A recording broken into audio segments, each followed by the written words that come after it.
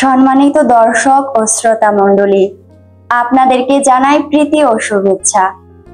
শুভ দিন। আজ রবিবার, প্রভুর দিন, 5ই অক্টোবর 2025 খ্রিস্টাব্দ। আজকে আমাদের মঙ্গল সমাচার, সাধু রূপ লিখিত মঙ্গল সমাচার, 17 অধ্যায় 5 থেকে 10 পদ। পাঠ করছি আমি, সিস্টার আখি রোজলিন রোজারিও। পাঠের শিরোনাম: এতটুকু বিশ্বাস, এতটুকু সেবা।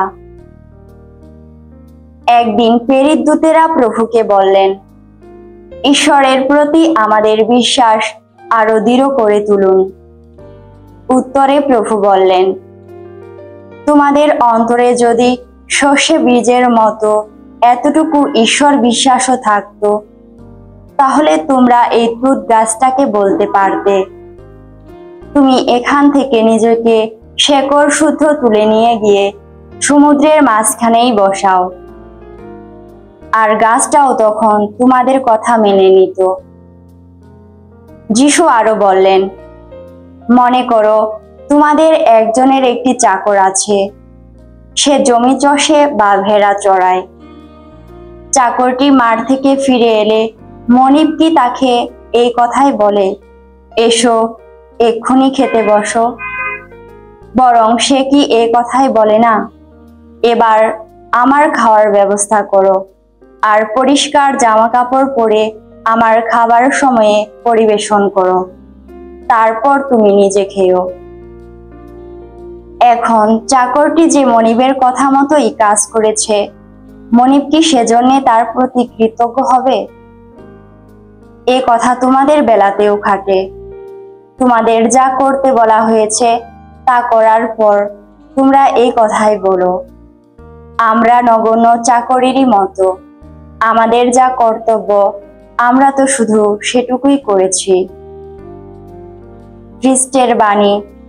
খ্রিস্ট প্রভু, তোমার প্রশংসা হোক। আমরা এই মুহূর্তে যে পবিত্র বাইবেল থেকে সুসমাচারটি শুনলাম সিস্টার আখির কাছ থেকে, আর সেই বিষয়ে কিছু আপনাদের সামনে সহযোগিতা করতে চাই। আজকে আমাদের জন্য মঙ্গল সমাচার ছিল সাধু লুক রচিত মঙ্গল সমাচার, 17 অধ্যায় 5 থেকে 10 পদ। আসুন আমরা এই সময়ে সহযোগিতা করি। আজকের পাঠে আমরা দেখি শিষ্যরা যিশুকে অনুরোধ করছে, আমাদের বিশ্বাস বাড়িয়ে দিন। যিশু উত্তর দিলেন, যদি তোমাদের সরিষা দানার মতো সামান্য বিশ্বাসও থাকে, তবে তা দিয়ে অসাধারণ কাজ করা তোমাদের পক্ষে সম্ভব। অর্থাৎ বিশ্বাসের শক্তি আকারে নয়, বরং সত্যতা ও আন্তরিকতায় নির্ভর করে। এরপর যিশু দাসের উপমা দিয়ে শিক্ষা দিলেন। যেমন দাস তার প্রভুর আদেশ মানা স্বাভাবিক দায়িত্ব, তেমনি আমাদের খ্রিস্টান জীবনে আজ্ঞা পালন কোনো বিশেষ কৃতিত্ব নয়, বরং কর্তব্য। তাই বিশ্বাস কেবল অলৌকিক কাজের জন্য নয়, বরং বিনয়ী আজ্ঞা পালনের মাধ্যমে প্রকাশ পায়। আজকের বাণী আমাদের শিক্ষা দেয়, ছোট্ট বিশ্বাসও যদি সত্য হয়, তা পাহাড় সরানোর মতো আশ্চর্য কাজ করতে পারে। ঈশ্বরের দাস হিসাবে আমরা যখন তার ইচ্ছা পালন করি, তখন গর্ব করার কিছুই নেই, বরং বিনয়ের সাথে বলতে হবে, আমরা অকেজ দাস, যা করণীয় ছিল শুধু তাই করেছি।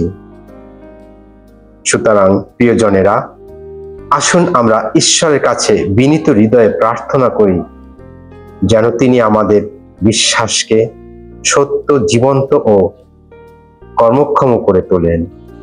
বিশ্বাস দিয়ে আমরা তার মহিমা প্রকাশ করি, আর বিনয় দিয়ে প্রমাণ করি আমরা তারই দাস। পিতা পরমেশ্বর আমাদের প্রত্যেককে দাসের মতো মনোভাব দান করুক, যাতে করে আমরা সেই পিতা পরমেশ্বরের পাশাপাশি প্রভু যিশুর সেবা করে যেতে পারি।